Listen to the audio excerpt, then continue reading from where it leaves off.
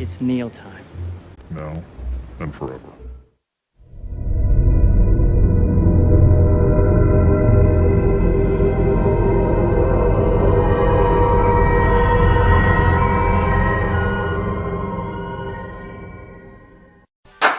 Hey guys, welcome to the channel if you're new, welcome back if you're a subscriber. My name's Neil and it is time for more Lost.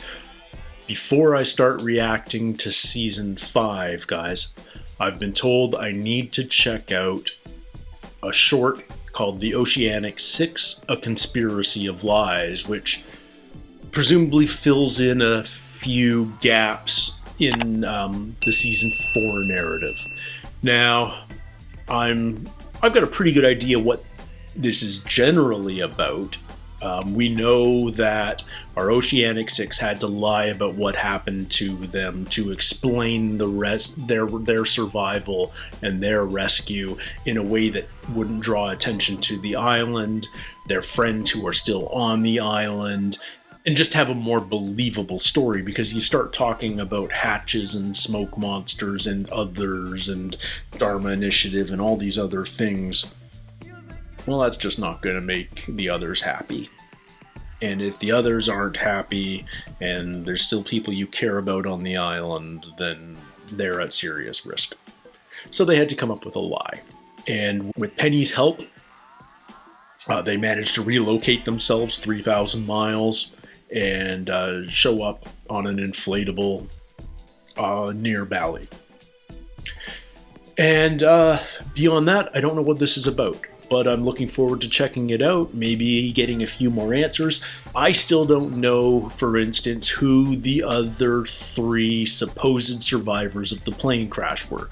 We know that 8 people, according to the story, according to the lie, 8 people got off the plane and made it to this little uncharted island. And then Aaron was born on the island. Aaron plus 5 got off the island, which means 3 people are supposed to have died on this island in Indonesia. Now, who they are? Apparently there are 2 versions of episode... I forget which episode it was. Episode 12, the first part of the 3-part season finale, where we get the press conference, the Oceanic press conference. There's an extended version of that episode where those 3 people are named, but the episode on Disney Plus, which is where I watch it, apparently wasn't that version, and I didn't get that info. So there's an extended version of that press conference out there somewhere. Maybe that'll be included in this. Let's find out. Yeah, I don't have too much more to add, so let's jump into it, guys. This is The Oceanic 6, A Conspiracy of Lies. An anonymous source. Oh, we're going Blair Witchy here. Okay. By now, unless you've been stranded on a deserted island, you know the story of the Oceanic 6. How ocean currents carried them to a deserted island called Membata. How they survived for 108 days before they paddled a raft to the island of Sumba, where they were discovered. I present to you the survivors of Oceanic 815. This is their story. I love that this is done like a conspiracy video. A story so incredible, so completely improbable, that quite frankly we all assume it has to be true. Or is it? Could the Oceanic 6 be at the center of one of the greatest conspiracies in recent history? And if they are, who or what are they trying to protect? This is so much fun. Let's start by looking at their official story. 8 adults survived what was, at best, the attempted emergency landing of a Boeing 777 in open water, a fact most of us take at face value. But Global Economy magazine reported that in the entire history of aviation, the number of wide-bodied jets that have made successful landings on water is 0. The water itself becomes incompressible. It's as solid as concrete if you hit it at the right angle at the right velocities. So what it's going to tend to do is shatter the structure in the airplane. You may have thousands and millions of pieces. The engine pods themselves actually hang down below the lower part of the fuselage. As the pods dig in, you pitch into a deep ocean swell, it's going to shatter the fuselage. If you hit the water at a high angle, this would be the sort of effect it should have on the airplane. Now look at these images, broadcast to the world as the wreckage of Oceanic Flight 815, found at the bottom of the Sunda Trench of the crash. I hope that these guys talk the geography too, because that bumps for me so hard. Don't see too much impact damage at all on the front end. In addition, the debris in these images looks to have settled in a relatively contained geographic area. You go through a few miles worth of depth, you should have a scatter pattern that might be 100 miles across. There's no way you'd see the parts of the airplane this close to each other. It looks like either a junkyard or a stage set. If what we are looking at is not the wreckage of an airline crash, but instead staged pieces of debris, whose bodies are those sitting in the seats? Oceanic Hotline. Her voice and likeness have been disguised for her. This is going to be the one that Frank spoke to, right? Call from the sky, and he just seemed really agitated, and he started yelling something about how the footage he's watching on TV, there's no way that the pilot could have been the real pilot from Flight 815. The pilot that he knew always wore his wedding ring, so there's no way that that pilot, the body, could have been the pilot's. The biggest threat usually in terms of changing the body is the sea life. It's amazing even at those types of depths how much life there is down there. It doesn't look typical of a body that would have been sitting at that depth for that period of time. But let's assume for a moment that these images were not staged, that this is where Flight 815 crashed. Yeah. The most obvious question then becomes, why was Flight 815 so off course? How did it end up over 1,000 miles in the opposite direction of its route to Los Angeles? Way more than 1,000. With a maximum depth of 4.8 miles, the Sunda Trench is one of the most inaccessible places on Earth. Far beyond the reach of any salvage attempt, Flight 815 could not have crashed in a worse place for investigators. That's faulty logic. There's deeper trenches in the Pacific. You don't have to go to the Sunda Trench. Indonesia is comprised of 18,306 islands. The Indonesian government estimates that over 6,000 of these islands are uninhabited, undiscovered, and unnamed. If you were going to have 6 survivors disappear for 108 days, what better place on Earth could you find? But let's imagine for a moment that Oceanic 815 did crash in the Indian Ocean as reported here. How did the Oceanic 6 end up here, in this area, northeast of the crash site? The currents were strongly towards the west during September in 2004. Based on our measurements, it would be impossible to float towards the east. As to the fate of the other 3 initial survivors of the crash, only the Oceanic 6 know the truth. Interesting. Why them? No attempt has been made to recover their remains. And when thousands of Charlie Libby, and Boone, they were met with an official runaround. Why? If the 6 are not flat out lying why about those the identities 3? of the other 3, then they are at least suppressing information about their fate. Information some speculate might relate to how the 6 stayed in such top physical condition on the island.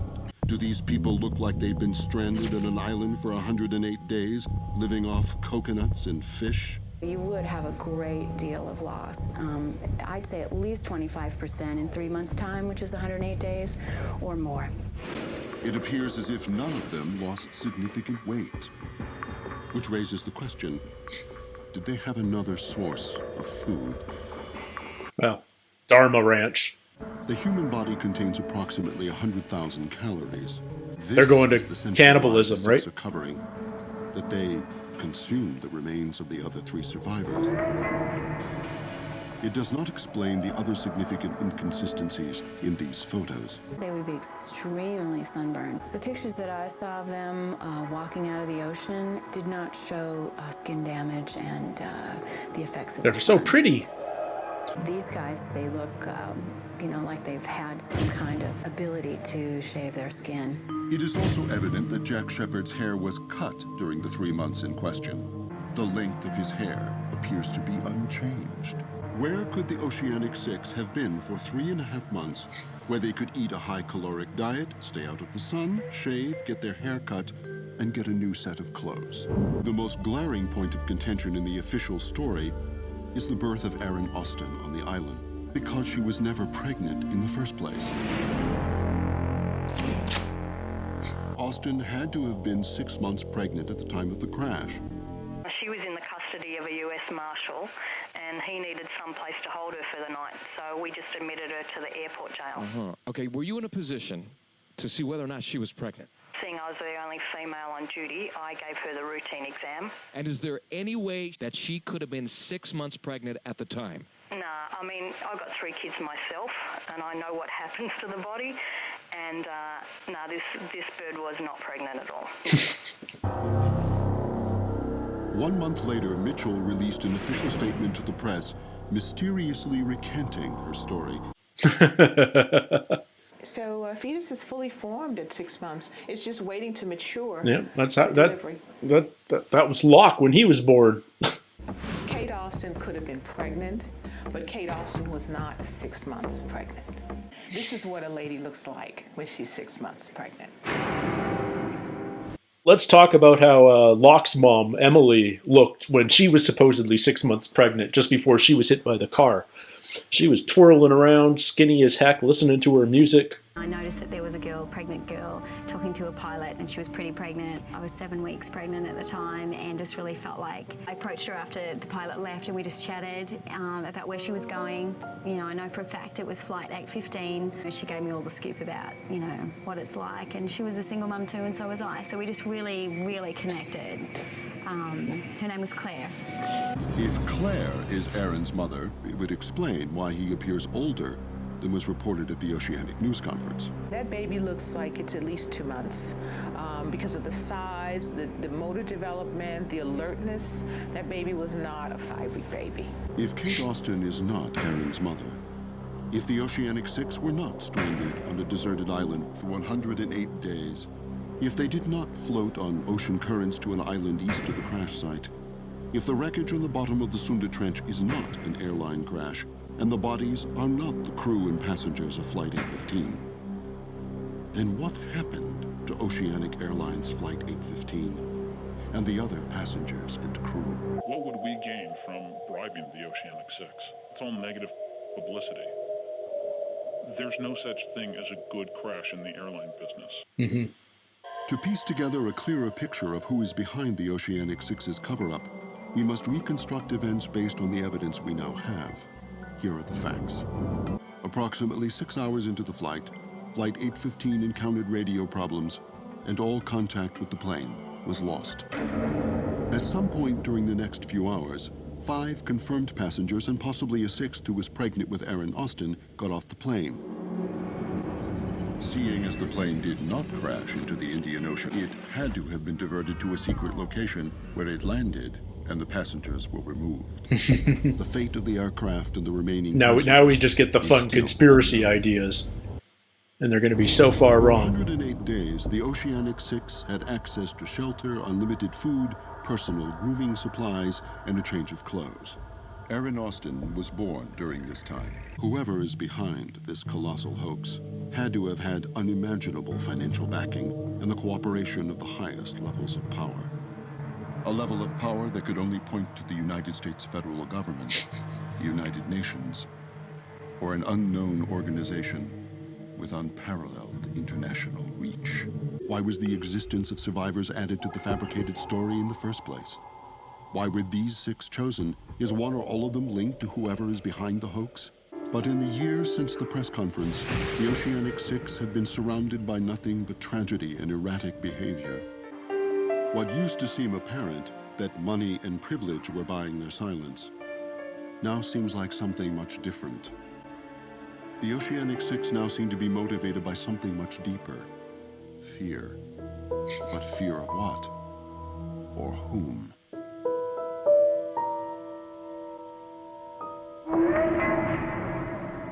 We're just leaving it there. All right. That was fun. But here's what I want. Or here's what I wish.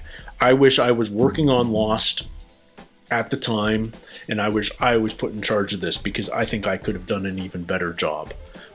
I appreciate that a lot, but it could have been even better. Like I could have done a deeper dive, pulled up more conspiracy theories, could have gotten, that being said, ton of fun.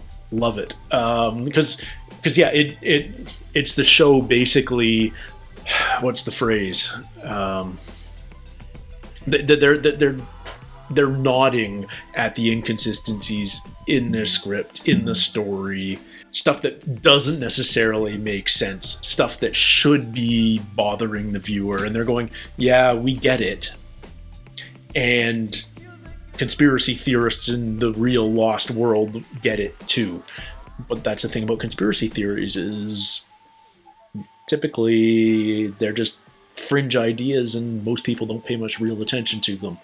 And yet, when you know the truth, there's a ton of truth occasionally to a conspiracy theory. That was a lot of fun. Frankly, there's so much evidence backing this conspiracy theory, you have to wonder why there hasn't been more questions directed at the Oceanic 6. And we're not going to get all of that backstory, obviously, but it does seem like they were able to sell it pretty darn easily and move on with their lives. But that was a lot of fun. That's all I need to say. This doesn't need a big, deep analysis. It was just like a really fun diversion. I enjoyed it a ton, and I'm excited to jump into season 5 now. That's kind of where I'm at. Thank you guys for joining me. This has been a really fun adventure. I'd love to hear what you guys thought. Did all of you Losties see these between season bonus material things, like the mobisodes, like this conspiracy video, or like how many of you ended up seeing this, and how many of you is this brand new material for you too? I'd love to hear your thoughts. I'd love to hear whether stuff like this answered more questions or just raised more discussion, more questions. Until next time, everybody, take care, stay healthy, and we'll see you soon. Cheers.